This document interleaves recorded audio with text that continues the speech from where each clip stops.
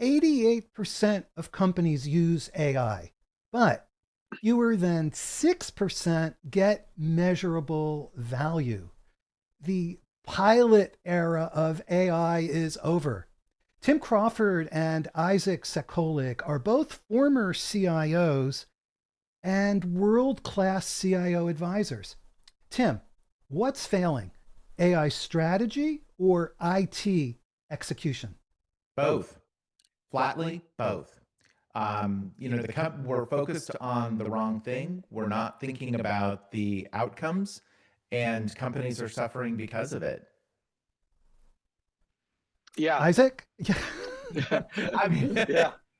I mean, it really is that simple. But I mean, if you flash back a year ago, every board, every executive committee didn't want to fall behind in AI, and every tool became accessible, just like the mobile era. And so what you ended up with is lots of people and companies trying out AI, whether it was a large language model or an agent that appeared in a SaaS tool.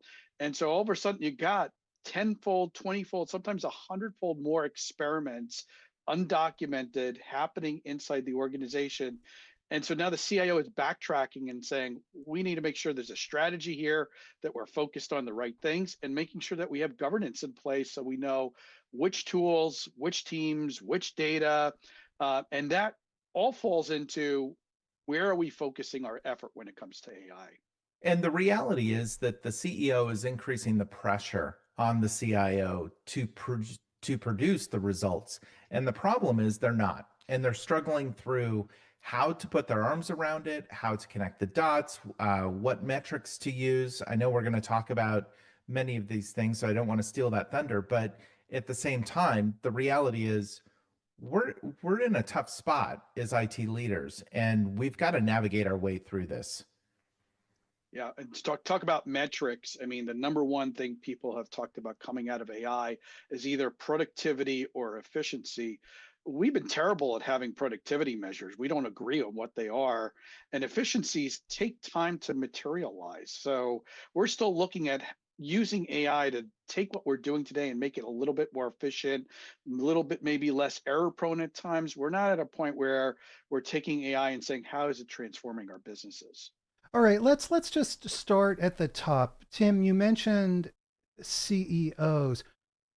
So I'll direct this to Tim. Why don't I start with you and then Isaac jump in? What do CEOs and boards want from chief information officers in 2026? Seems like Well, should be. I was going to say that should be kind of an obvious question, but is there uncertainty around this? Well, yes and no. So, I mean, the question still exists. The question is not new, right? They want to take advantage of the new innovation. They want to take advantage of AI. They know there's a there there. They just don't know what the there is for them. And so that's where the real question comes up is how do you start to understand, kind of to Isaac's earlier point, how do you understand which of those efforts, which of those experiments are actually going to prove out something that is valuable to the business, that is going to move the business forward, accelerate the business, achieve some of those business objectives that the board is outlining and the ELT is focused around, or are you going to continue through this experimentation and kind of to our earlier conversation in the last episode, talking about staying in this AI purgatory, right? That's where a lot of folks still are.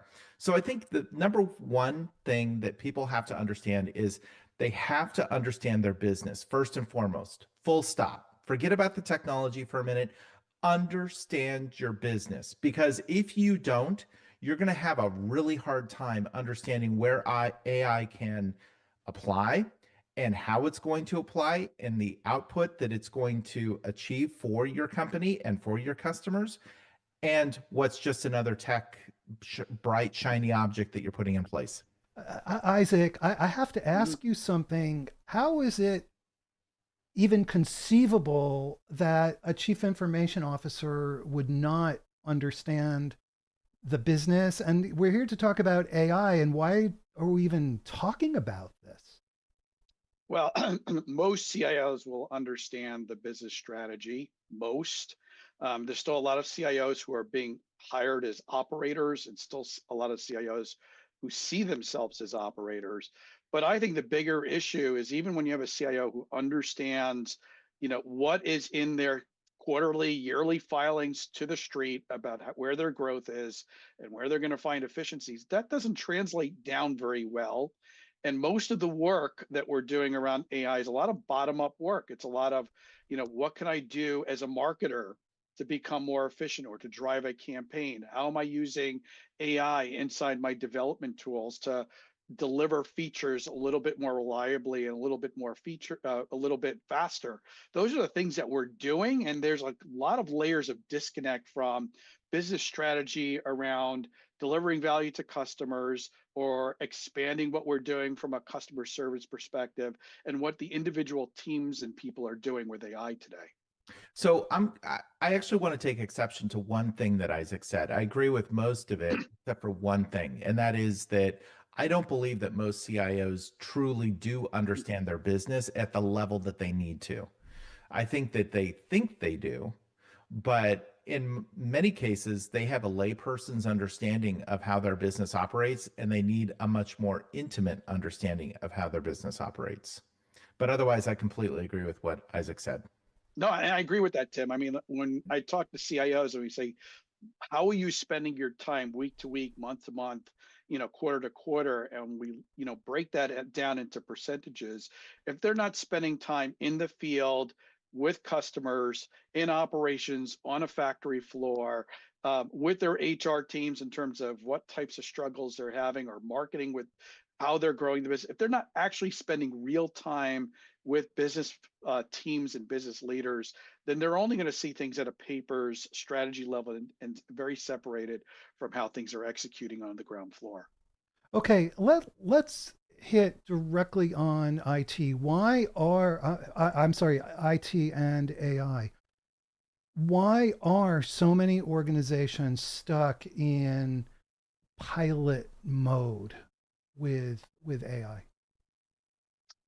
They're still learning the tools is a big part of it. I mean, the tools are evolving so quickly that if you ask a development team just 6 months ago, how much productivity are you getting out of using a code generator? They're going to, the study showed about 20 to 30%, depending on what was the after effect of using that code generator. And then a few months ago, vibe coding became the new set of platforms that development teams were using. And now they're producing applications with English and getting 60, 70, 80% of the way applications built out. And then if you believe, what Anthropic is saying and what OpenAI is saying a couple of weeks ago, they're saying 100% of what they're doing at the coding level is now happening with AI. And so a lot of CIOs and their teams are a little paralyzed by that velocity, right? If I even figure out something today that we think is worth taking out of pilot mode and getting a few more teams using it and seeing how we operationalize it, it might be evaporated in 3 to 6 months. That there might be another model that leapfrogs it, or maybe I'll be building less because a lot of my SaaS providers are already providing the functionality directly in their platforms. So there's a lot of uncertainty where CIOs have to really focus implementation in their AI strategies. Yeah, I completely agree. I mean, the velocity is way too fast for the enterprise to be able to consume. And so they're just skipping along the surface and hoping they can grab a hold of some of that value along the way. But it is creating a bit of consternation, and I say that lightly, although the reality is that it's creating a lot of consternation internally because the belief is, at least from those that are uninitiated or are not familiar with the technology or understanding how technology is used within the company, they think they can just drop this in and be able to use it quickly.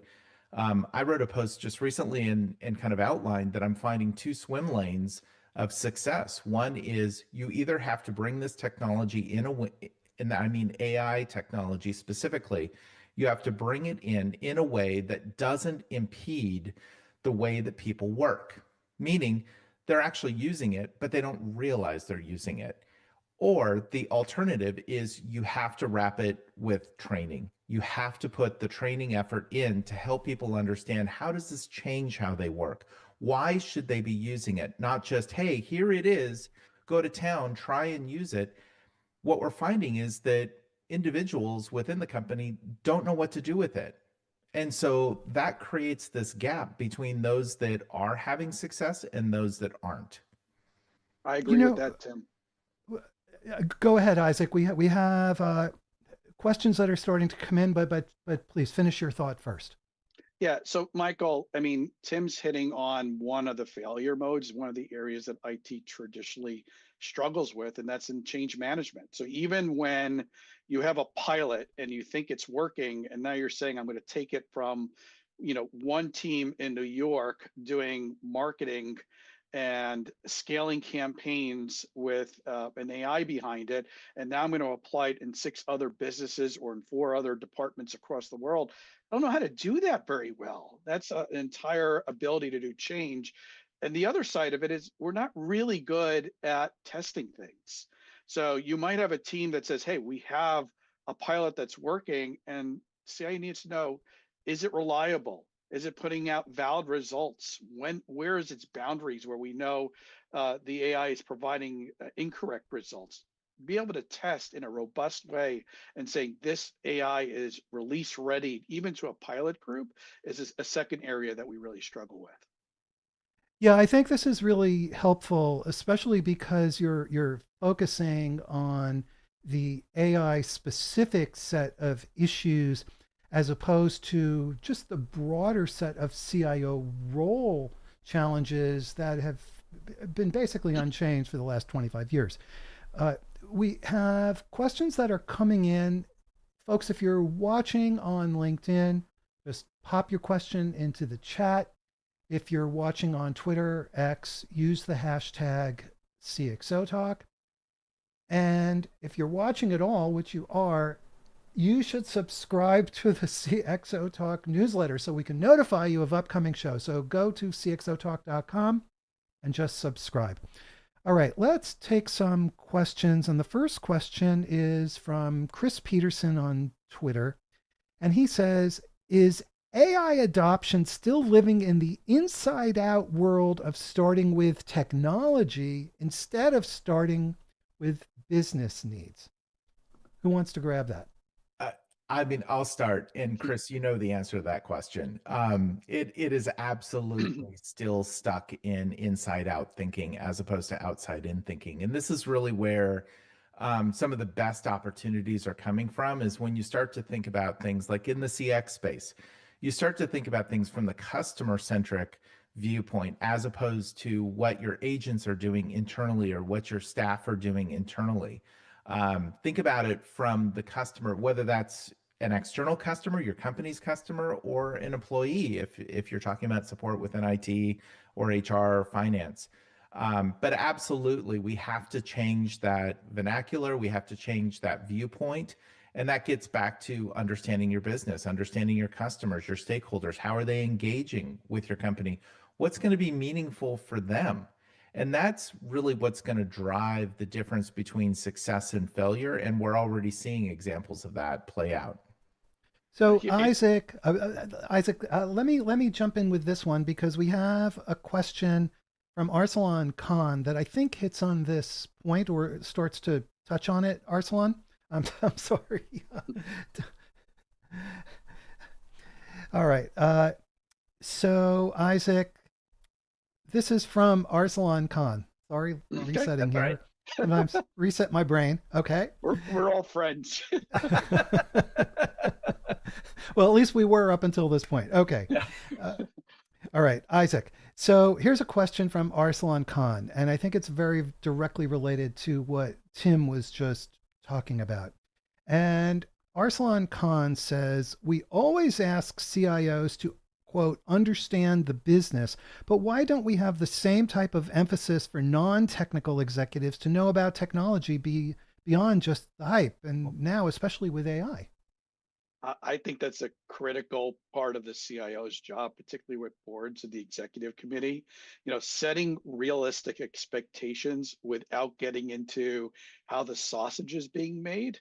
I mean, if you read all the hype that's out there about what we can do with AI, I mean, it sent Wall Street crashing SaaS stocks just a couple of weeks ago, believing SaaS is going to disappear and enterprise CIOs are going to rebuild CRM and ERP platforms using vibe coding. It's just not going to happen that way. So CIOs need the right vernacular, the right storytelling, the right analogies to go back to their boards and their executive groups and tell them a little bit of what's important to be ready for AI as the technology changes. We need to have our data ready. What does that mean? Well, we need clear customer data. We need real policies about where they can be applied. We need a real testing methodology. As we're rolling out pilots, we need a seasoned group of individuals who can lead change management efforts. Those are the kinds of things CIOs need to be communicating. Okay, Yeah. Tim, let's take another question from LinkedIn this time, and this is from Simone Joe Moore, who says that CIOs have fought hard to get a seat at the table as chief, but still seen by other C-level leaders as, quote, let's pass an order to this area. Again, this seems very much relating to this attitude of IT as being separate. Yeah. I mean, so there are a couple things I want to unpack there, and this is really critical, and it's a great question. I wrote a post quite a while ago now, several years ago, talking about the three-legged race. And it hits on this very question, which is how people look at IT, but also how the IT leader kind of conducts themselves. And kind of to Isaac's point of how they conduct themselves amongst the ELT as well as in the boardroom, assuming they have exposure to those environments. That's not always the case. One thing that's important is to understand that just because you have the title doesn't mean that you have earned that title. And what I mean by that is that there are a lot of folks that, and this gets back to an earlier comment I made, unfortunately, there are a lot of folks that have the CIO title but do not operate or are seen as a chief officer similar to your CMO, COO, CFO, CHRO, CEO. And so that's one thing that if you do have the CIO title today, you need to ask yourself, how can you operate at that level, at that strategic level with that business insight? I often say that you have to be a business leader first that happens to have responsibility for technology, not the other way around. And that's a hard transition for a lot of these leaders to make. But getting back to the three-legged race, there are three aspects that you have to think about. One is how you conduct yourself as CIO. Number two is how your organization, how the IT organization conducts themselves, and are they business oriented all the way down to the most junior person on your team? And number three is how do people perceive you outside in? So how do folks on the ELT perceive you? Are you the one that they call when the projector stops working, or are you the one that they're going to bring into the open-ended conversation around where we take the company next? And so you have to be able to navigate that. But one thing that's really important is if you are thinking, I should have a seat at the table, you have failed. You have failed. You should be asking yourself, how do I earn a seat at the table? And the title does not get you there. You have to think about relationships. You have to think about how you earn that seat. And keep in mind, just because you get a seat at the table doesn't mean you get to keep a seat at the table, because there's someone right behind you willing to take that seat should you stumble.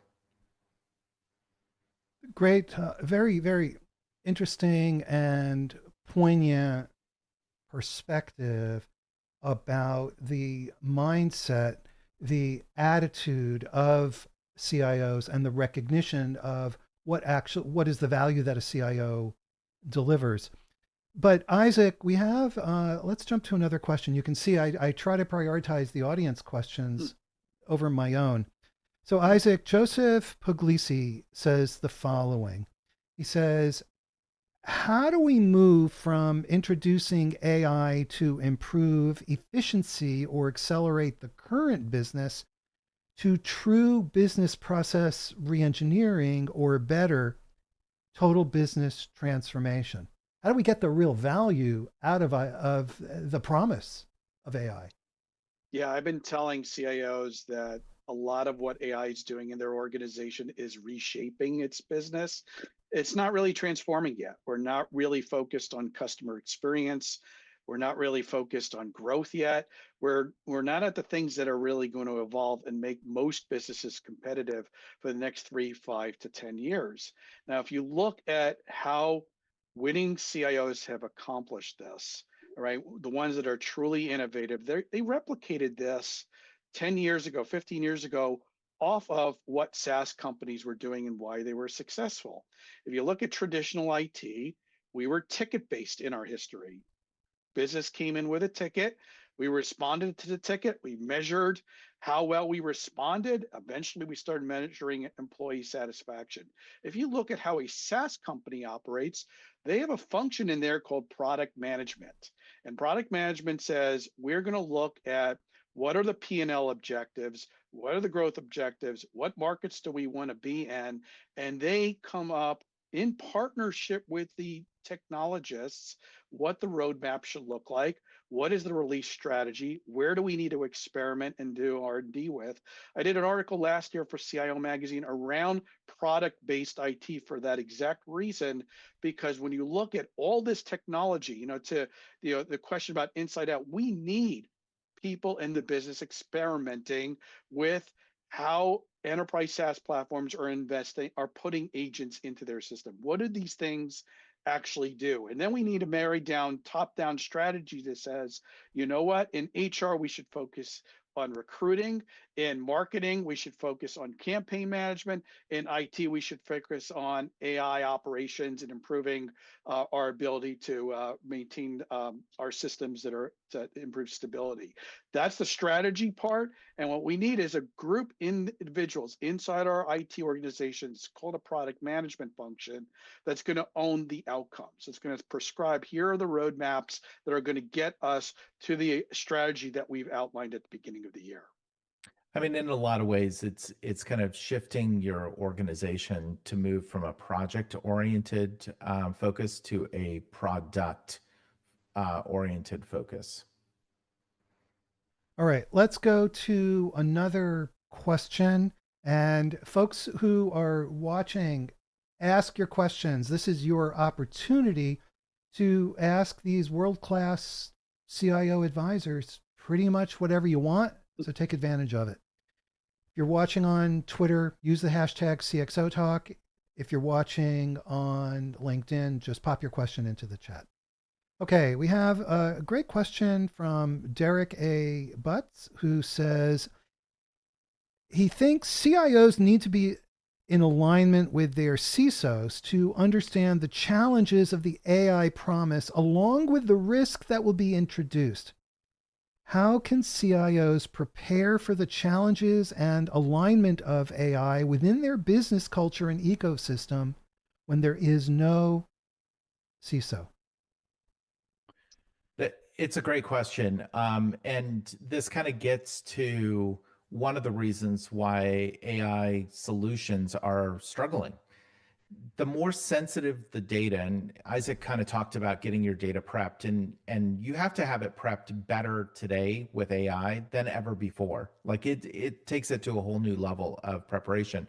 But one of the other things you have to think about are the governance models that sit around that data and how agents, and especially as you move into an agentic world and you start thinking about MCP, you start thinking about A2A, you start thinking about ephemeral agents.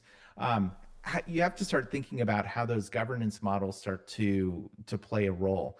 And so the risk, which is really where CISOs need to be focused, the risk associated with AI as opposed to the opportunity is really causing some folks to say, you know what, I'm only going to use very specific aspects of AI because I don't know how to put those governance models in place. And to be fair, it's a really complicated problem because you have governance models for the user. You know, what does Tim get access to versus Isaac when they engage with the agent, versus what the agent has access to versus the knowledge base that the agents have access to, Oh, and by the way, that data may not exist within a central repository like your Snowflake repository or Databricks or whatnot. So it might sit in a system of record which has its own governance models.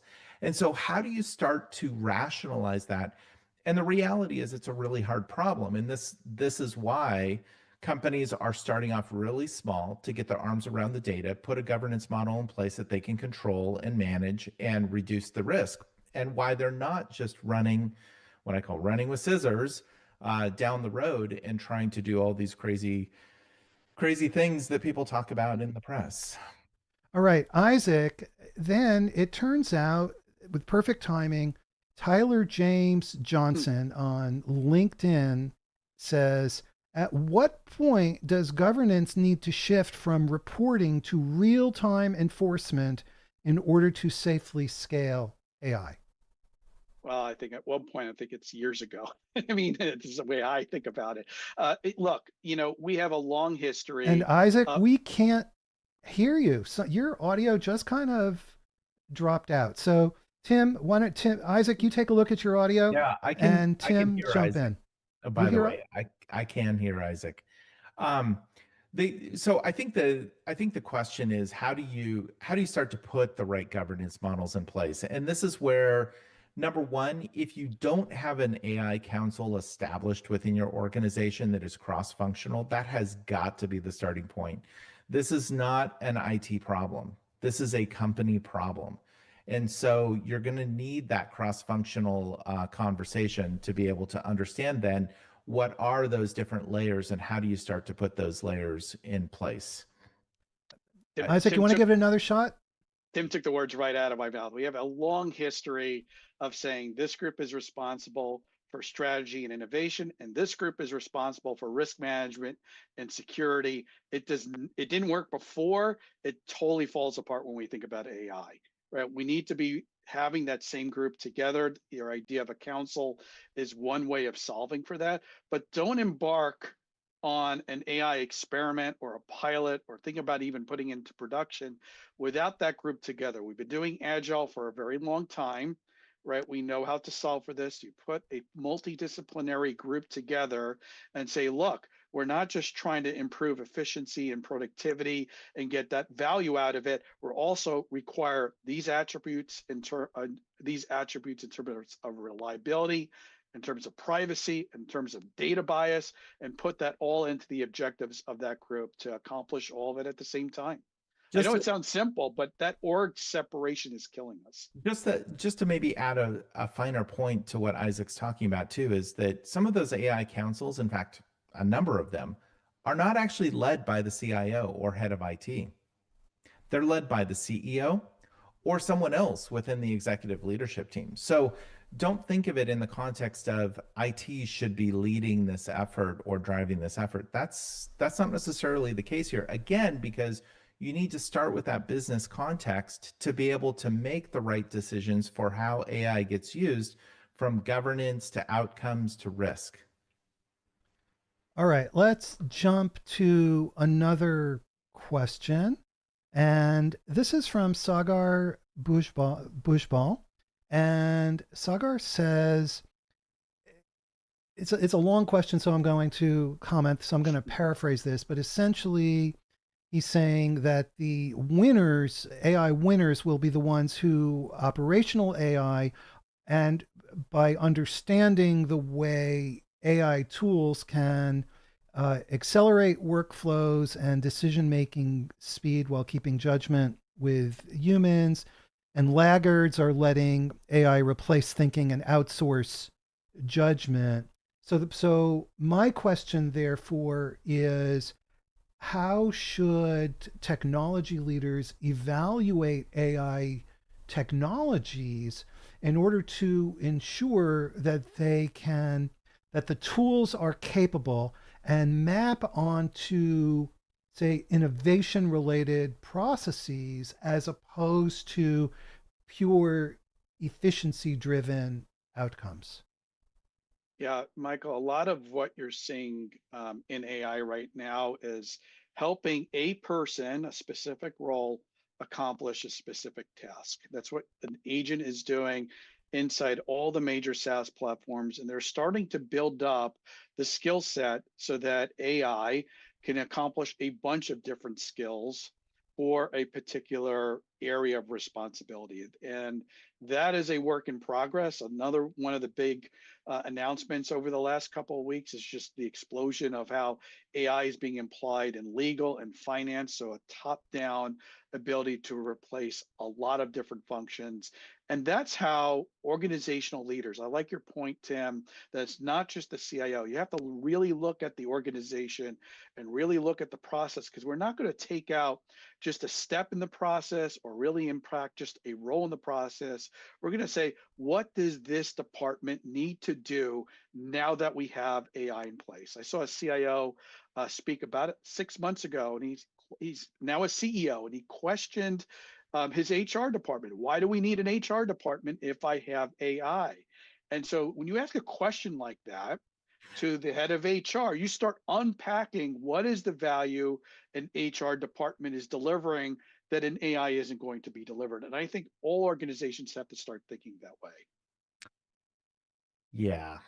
Um, By yeah. the way, I don't advocate not having an HR department. I And think that's, they're very important. I mean, that's where I was going to go. I mean, there's been a lot of cruff out there talking about how AI is going to replace people and replace the world. And will it?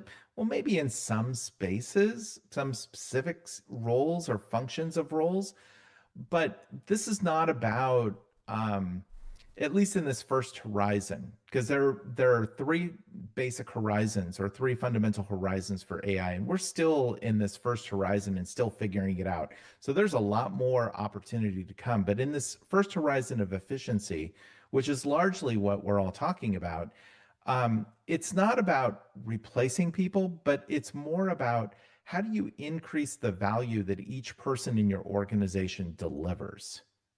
And so, Yep. what that's going to do is cause us to rethink how each of our functions operate from an organizational standpoint. But again, kind of back to Chris's earlier question, you have to think from the outside in. Like, what do your customers need? What do your customers want? What should they want?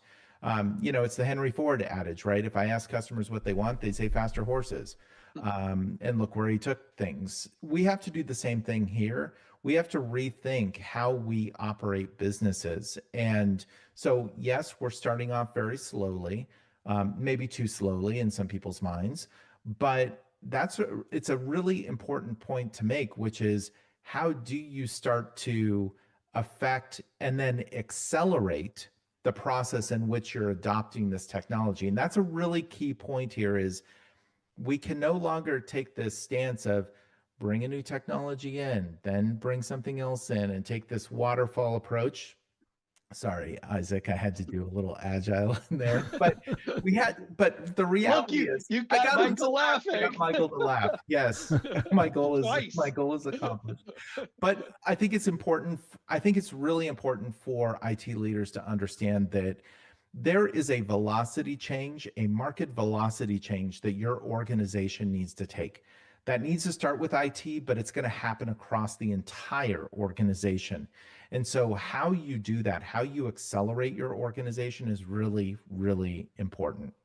Okay, we have an interesting comment from our brilliant friend Sarbjeet Johal, who says titles and team sizes are all under reconsideration in this AI age. And I think this is speaking directly to the points you've both been making. AI I is changing things up. Look, I think that's been happening for a while now. As we provide more technology capabilities, things that people had to do manually are being replaced by technology, and AI is doing a big piece of this. It's accelerating this, but it's really important for CEOs and boards to know that just because we're getting AI doesn't mean that we can release 10, 20, 30,000 people from our job force and making that correlation, right? And you could see it at the lowest level. Even if I can do 100% of my coding in my department with AI, even if I can do that, I still need expertise to weigh in trade-offs.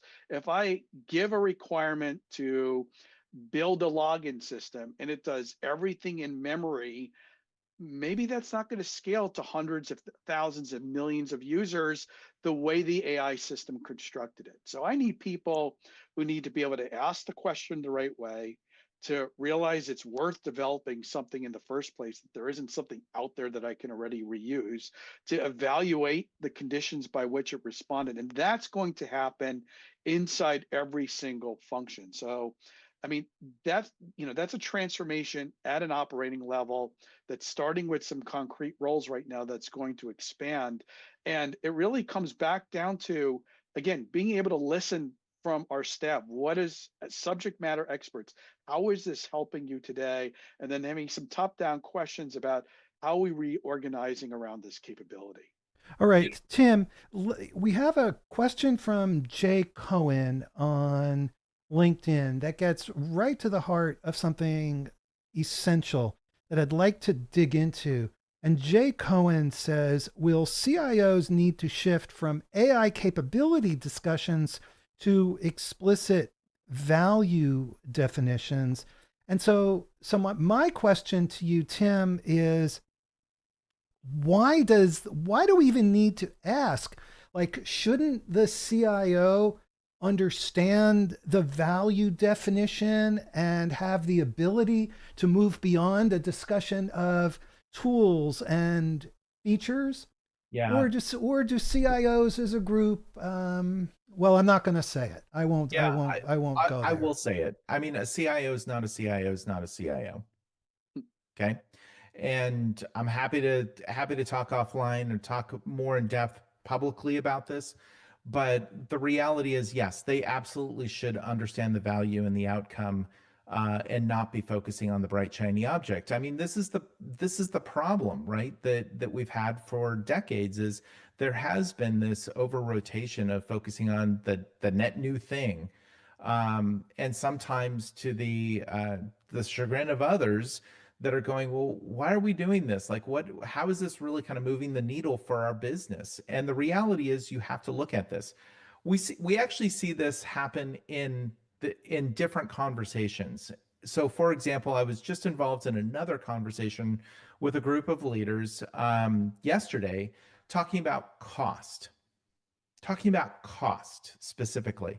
And I said, why are we talking about cost again? The conversation should not be cost, it should be about value, right? Because what is value? Value is opportunity or outcome minus cost. And the value is what moves the needle, not the cost. And so it's important to understand that relationship. And so, yes, we should be talking about the outcomes.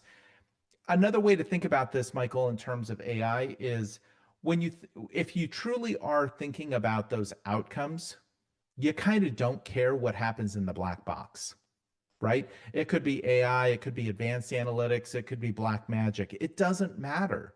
What matters is what's the input that I need to be able to get that output, and then the opportunity and risk equation that goes with it. But the actual technology itself, sure, we need to know a little bit about that and understand that. And that gets to this point of trust, which is another key thing that's a problem for AI today. But at the end of the day, it kind of doesn't matter. And that's what we have to focus on, is the outcome first and foremost. So, Isaac, outcome first and foremost. Let's talk about that in terms of agentic AI. What should CIOs do about agentic AI right now? Well, first and foremost, okay, this discussion around value needs to be something that a CIO can have a collaborative discussion with their leadership team about what it is and how we're measuring it, right? If you have a conversation with your CMO and they say, our value is delivering more leads to sales, that's just not looking at a holistic picture. So one of the reasons we're having a hard time with this is that CIOs need to get at a real collaborative discussion with their groups about how to express value that the entire organization can wrap their hands around. Now, when it comes to agents, okay, there are some folks who are going to say, you know what, we're going to be full, we should be aiming at fully autonomous agents. They're going to take over our organizations in different functions. And what we're really going to be doing is cutting back so that we can we can establish trust. So we're going to design it for fully autonomous and cut back. There are others who say we're never going to achieve that fully autonomous, or it's going to take a long time or a lot of expense to achieve that autonomy. And so we're going to just look at it as human in the middle, human at the helm. How do we make people smarter, more efficient, more capable of doing the things that they need to do in their functions now that they have access to an AI language model, now that they have AI being able to answer a lot of questions proactively, now that we've connected all of our automation so we can have an AI explain trade-offs and connect to different things. And the answer is we're going to be doing a little bit of both of those for a while. It really depends on the value, where we start from, and the risk of that function. I don't think I want a fully autonomous surgeon anytime soon, even though somebody's going to argue that that's perfectly capable. But should I have a fully autonomous response to a set of systems going down that I've seen before, and having a fully autonomous way of diagnosing the issue and being able to respond to that so it minimizes downtime? I absolutely should have agents that allow us to do that. So we're going to be doing a little bit of both. And so the CIO needs to be looking at that agent from what is it capable of doing? Where do I need people, and what's the risk equation around that particular function? There's another piece to this too that they have to think about. I completely agree with what Isaac said. You have to understand where it's important to have the human in the loop, and you have to understand where it's important to take the human out of the loop, because in a number of different spaces today, we have to be taking more humans out of the loop because our business is going to require that. Our competition, our adversaries. I mean, if you think about cybersecurity today, it is almost too slow in some functions to wait for a human to review a particular case, assess it, and then take action on it. By then, the damage is done. You need something that can identify, assess, and take action almost immediately because each second counts. Now, that's just cybersecurity, but there are other aspects of the business that this is true to as well. So I do think it's important to understand the balance between where it's appropriate to bring agentic in. And mind you, I am a huge proponent of agentic when applied appropriately. But the other piece to this is really understanding how it works and how to start bringing that automation in an appropriate way that you have the right balance of opportunity and risk.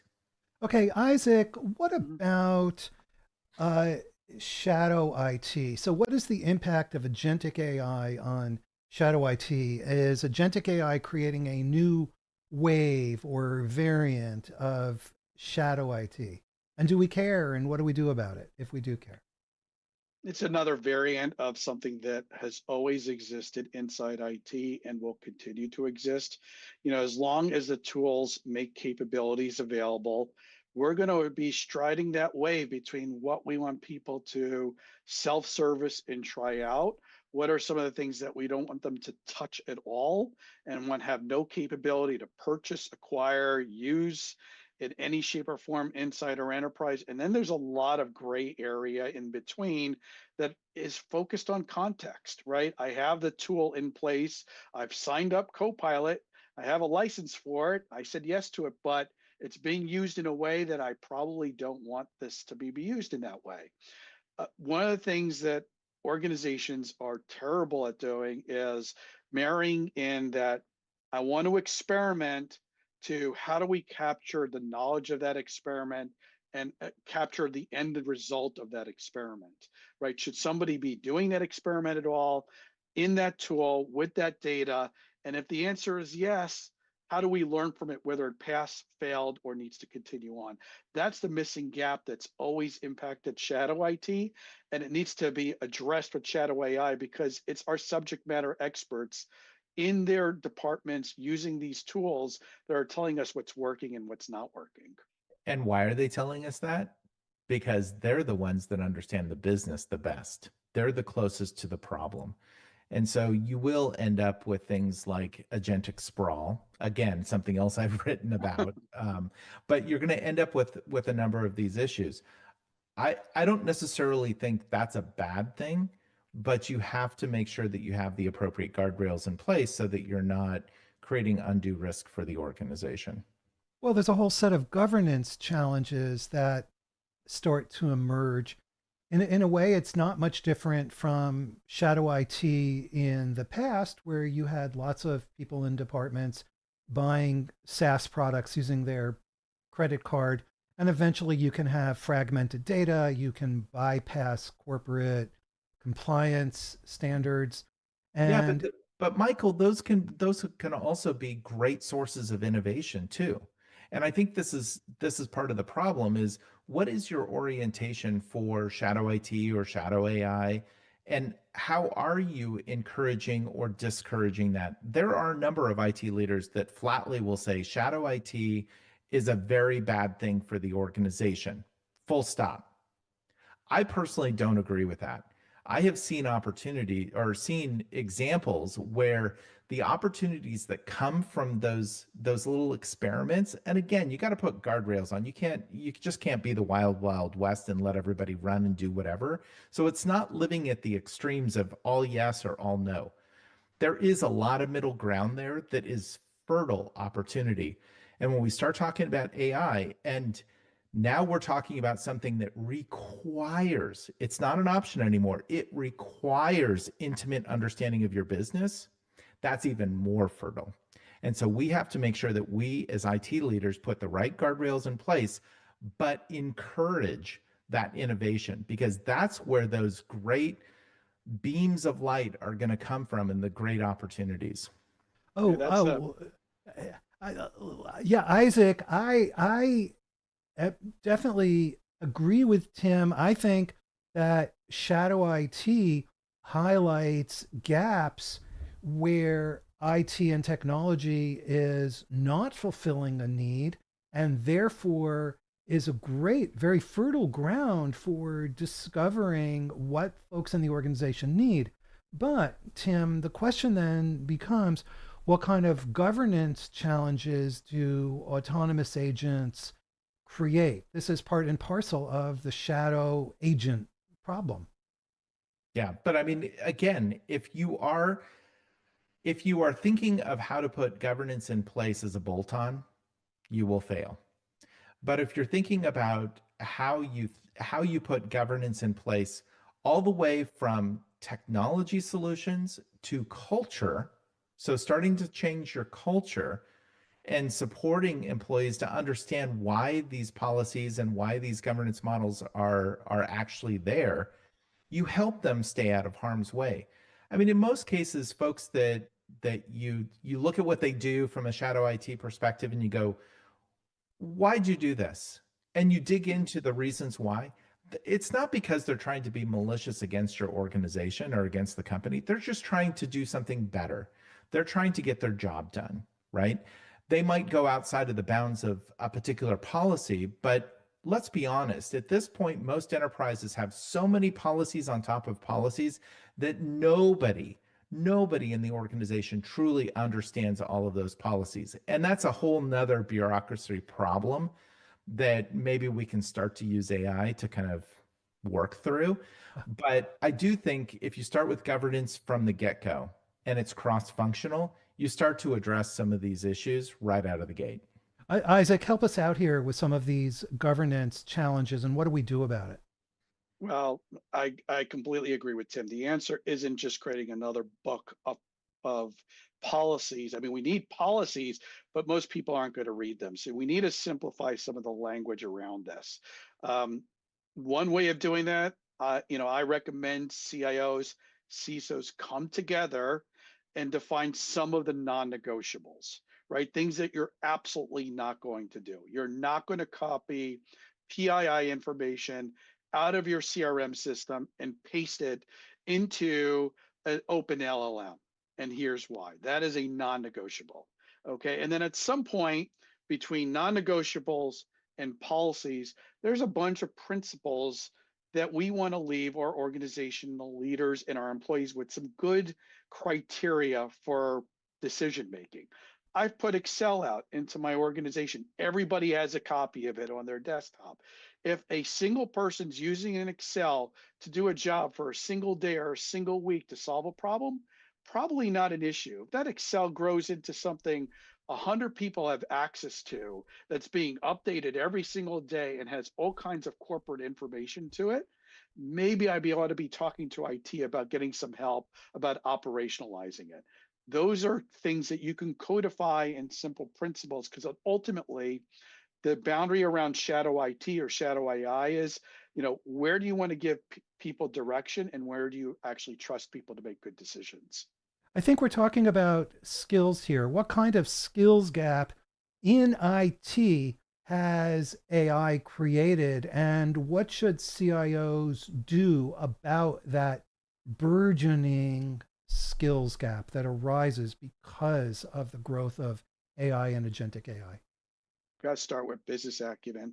I mean, you just cannot be an engineer or developer sitting behind a screen and just focusing on executing your day-to-day job. It's got to start there. It's got to go on to critical thinking, being able to use any of the AI tools and be able to ask the right questions and then evaluate the answers around that. And if I needed to pick one single skill that everybody needs to have today, it's data skills, right? Because ultimately that's what these systems are using, being able to understand what data is being used to actually make a decision or what data is being used to support a recommendation coming in out of an AI. We need people to make independent evaluations around that. Yeah, I would just add to that. I think, absolutely business acumen, critical thinking, critical thinking. Like that is so, so important. But the other thing that's important is curiosity. And these are things that you can't necessarily teach, but you absolutely should be hiring to.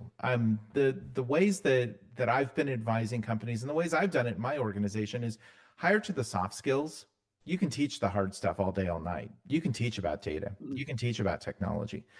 Getting people to be more curious and understanding like where their inspiration comes from, that's quite a bit harder to go down. And you have to ask yourself, like, am I really going to put the energy in to really expound upon that? But the other thing is encouraging people and creating a culture within your organization that helps them understand how they can be inspirational and tap into that curiosity that they already have. For decades, we've been hammering people down and just knocking them down right, left, and center, and not giving them the right tools and capabilities for them to really shine. We need that now more than ever because the people is what's going to help us differentiate, even in the era of AI.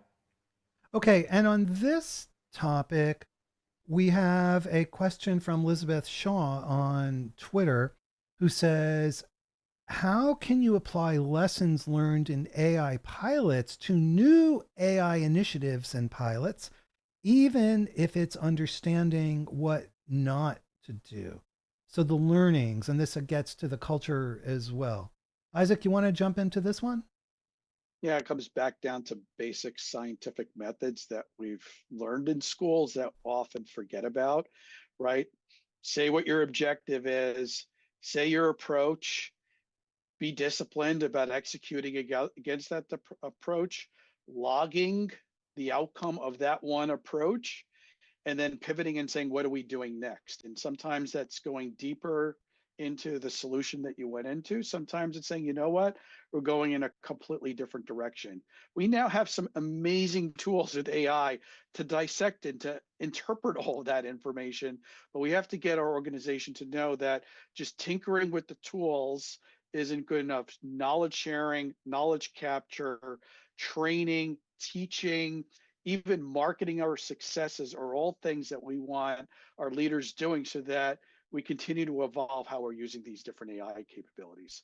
All right. And Tim, here's a question that I mean, I hate to say this, but kind of gets to the sunlight and wonderfulness that you described earlier, many CIOs are just surviving being able to execute their typical IT functions, let alone being able to drive new complex AI initiatives. Are these folks mortgaging their organization's future and sabotaging their own careers? Yes. Unfortunately, yes. I mean, this is really the difference between the traditional and the transformational CIO. The transformational CIO is going to have that more under control and have a plan to get them from where they are to where they need to be. The traditional CIO is drowning, absolutely drowning. They can't get beyond the everything from the technical debt all the way through to how do I start to introduce innovation into my organization to bring this full circle to where we talked about, right, the three-legged race. How do I get others to view me and my organization, me as the IT leader and my organization as a strategic function as opposed to a cost center? And that takes work, right? The trains have to go on time, right? You have to do that. But at the same time, you have to quickly understand, do I have the right players on the team, right? We've talked about this for years and years, right? Do we have the right people in the right seats on the bus?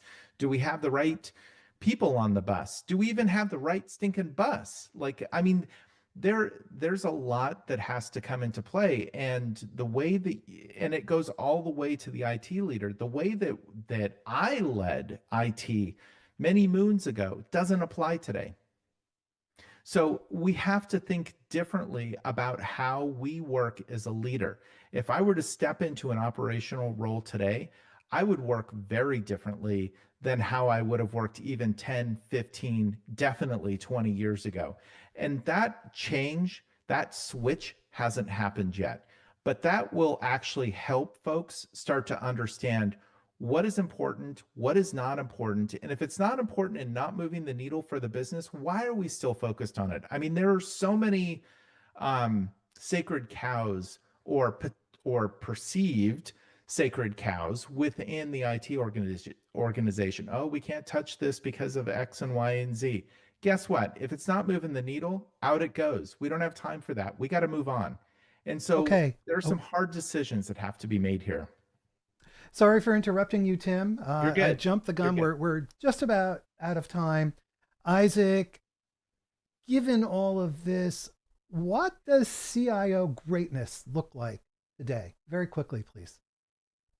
I did a article on CIO and did keynotes on this last year. What does a world-class IT organization look like in the Gen AI era? When we've covered some of these things, they're bringing AI strategy and governance together. They're putting product management at the forefront of their organization so that they can drive real decisions around roadmaps and outcomes. Another big thing I've been writing about, you know, Tim just said it, the operating model that worked inside IT 3, 5, 7 years ago needs to get rewritten, right? We have new tools in IT that's going to change every single one of the functions that we have.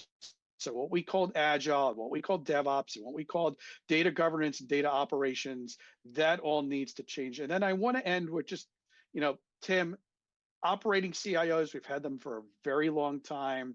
There are periods in certain industries where you can get away with that.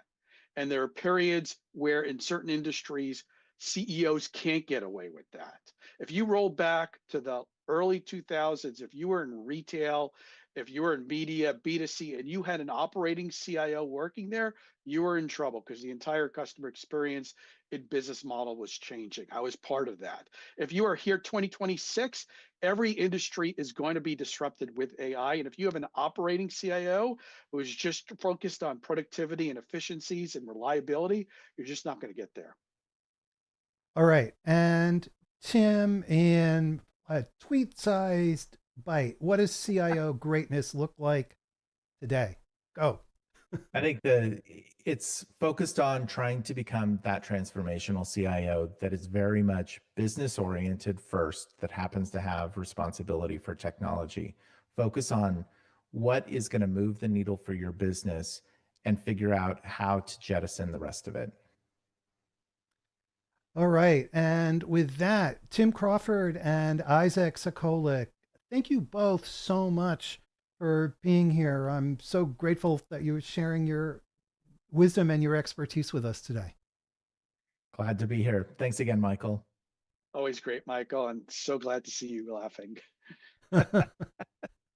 And everybody who watched and who asked such great questions, thank you. Now, before you go, subscribe to the CXO Talk newsletter. Go to CXOTalk.com. We, as I always say this, but it's really true, we have incredible shows that are coming up, and you guys in the audience make it. You guys are amazing. So subscribe to the newsletter. We'll update you on when we have shows coming up, and we want you to join us. Have a great day, everybody, and we'll see you again next time. Thank you.